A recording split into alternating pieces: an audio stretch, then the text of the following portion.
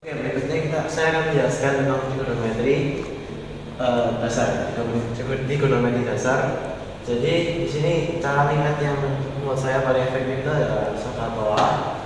Soal itu sekarang dari S sin, O-nya opposite, H-nya hipotenusa, C-nya cos itu dengan ini ya, per hipotenusa, terus dan O itu T-nya tan, terus ini opposite hanya adjacent.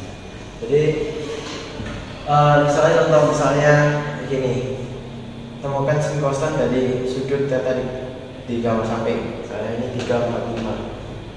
Nah ini theta. Sin itu kan oposit atau hipotenusa. Jadi opositnya dari sudut theta ini adalah 4 per hipotenusa 5. Cosnya adjacent per hipotenusa tadinya sisi satunya 3 per 5 ini hipotenusanya.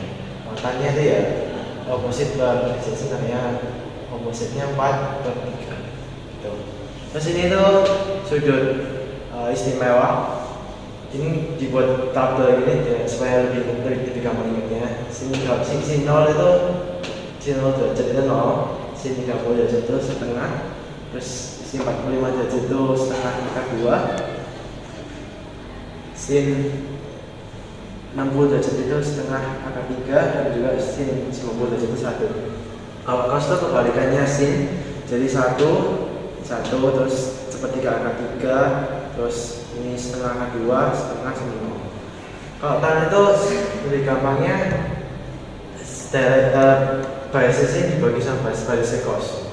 0 bagi 1, 0, setengah bagi sepertiga pangkat 3, sepertiga pangkat 3, setengah akar 2 dibagi setengah akar 2 sama 1, setengah akar 3 dibagi setengah akar 3, 1 bagi 0 itu tak ada definisi. Oke. Aku akan menjelaskan resultan dan selisih vektor. Resultan itu yang merah sini, dan selisih itu yang hijau dari sini. Nah, resultan itu rumusnya A plus B kuadrat.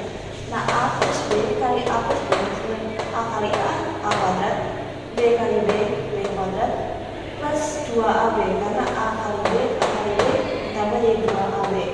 Terus ini tambahkan cos untuk mengetahui sudut aktif. Selanjutnya adalah selisih vektor, yang rumusnya adalah A kurang B kuadrat, A kurang B kali A kurang B, A kali A kuadrat, negatif B kali negatif B, Positif. Terus ini jadi negatif 2AB, karena A kali negatif B kali negatif A sama 2AB, jadi cos untuk mengetahui sudut dari sini. Terima kasih. Oke, berikutnya saya akan melanjutkan menjelaskan mengenai menguraikan vektor. Jadi biasanya ada gambar vektor seperti ini. Ini sumbu X dan ini Y. Kemudian biasa ada arah dari vektor, misalnya kita tulis di sini F1 dan biasanya ada ininya, misalnya 5 Newton.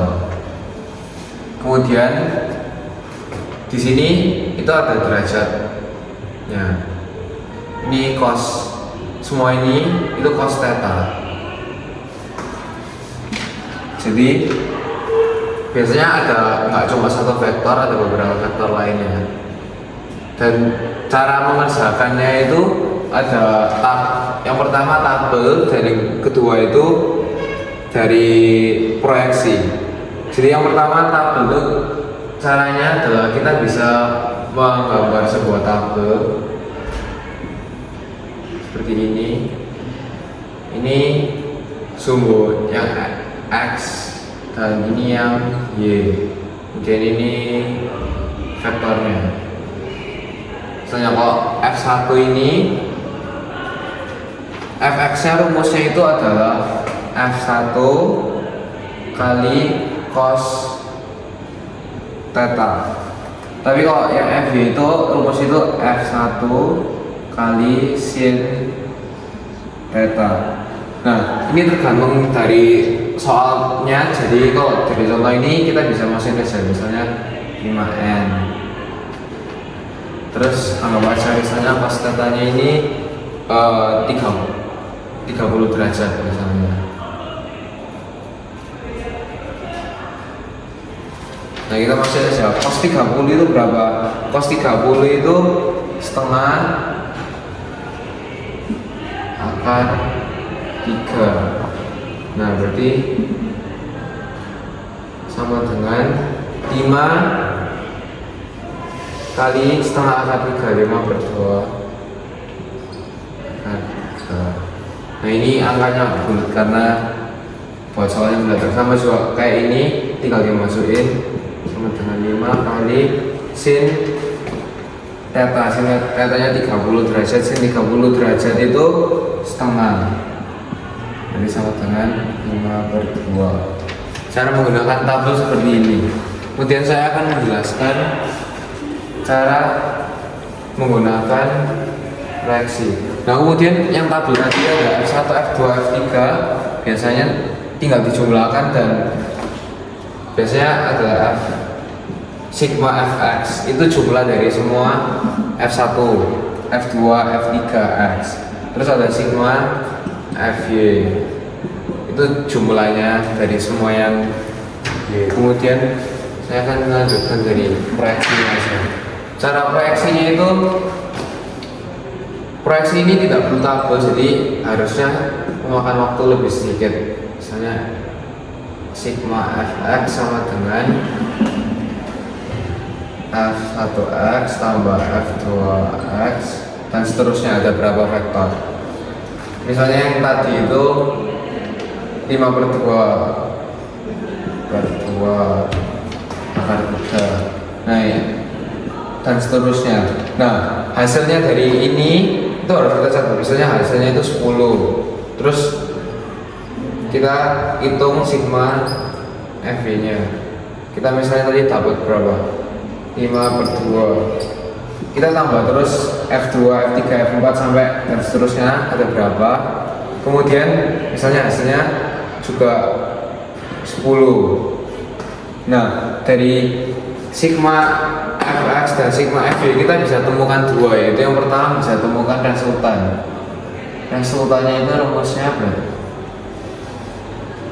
Sigma Fx kuadrat tambah sigma Fy kuadrat. Ini rumus dari resultannya. Jadi kalau ini itu bisa kayak 100 tambah 100, jadi akar 200. Bisa dilanjutin sendiri seperti itu resultannya. Kemudian setelah kita menentukan resultannya, kita bisa mencari arahnya. Cara menentukan arahnya itu adalah menggunakan rumus tan gamma sama dengan sigma Fy per sigma Fx. Nah tinggal dimasukkan saja sigma Fy nya misalnya tadi 10, sigma Fx nya 10, berarti kan 1. Nah tan 1 itu berarti 45 derajat sesuai trigonometri. Nah begitu caranya menggunakan proyeksi dan tabel. Sekian dari Ziden, terima kasih. Selanjutnya adalah metode himpunan titik atau teutotype. Pertama adalah tempelkan pangkal vektor kedua pada ujung vektor pertama. Lalu hasil penjumlahan adalah vektor dari pangkal pertama ke ujung kedua. Sekarang adalah metode jajar genjang, yaitu pertama adalah gambarkan kedua vektor dari titik yang sama, lalu bentuk jajar genjang dan diagonal menunjukkan hasil penjumlahan. Lalu ada contoh penjumlahan vektor. Contoh soal penjumlahan adalah misalkan ada vektor A dan B. Gunakan metode teutotype atau jajar genjang untuk menemukan resultan. Nah, sekarang saya akan menjelaskan tentang aturan aturan sin dan aturan cos. Pertama adalah aturan sin. Aturan sin adalah rumusnya A per sin beta, lalu B per sin alpha, lalu R per sin theta. Nah, kenapa A dan sin beta? Karena A berhadapan dengan sudut beta, lalu B berhadapan dengan sudut alpha, lalu R juga berhadapan dengan sudut theta. Nah, aturan sin ini digunakan untuk mencari sudut alpha dan beta.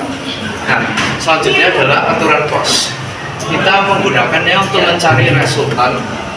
Nah, rumusnya begini: angka A kuadrat tambah B kuadrat tambah 2AB cos theta. Nah, kita juga bisa menggunakan aturan cos untuk mencari sudut theta. Terima kasih.